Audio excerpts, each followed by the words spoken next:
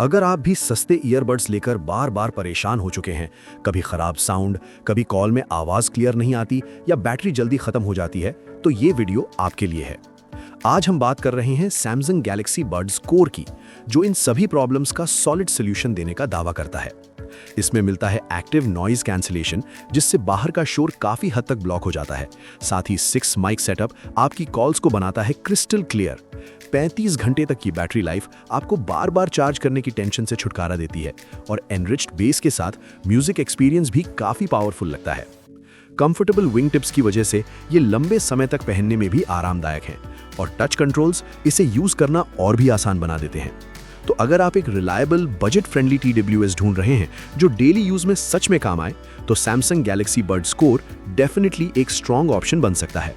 Product link description में है, अभी चेक कीजिए। वीडियो को लाइक एंड शेयर कीजिए, चैनल को सब्सक्राइब कीजिए। मिलते हैं अगले वीडियो में।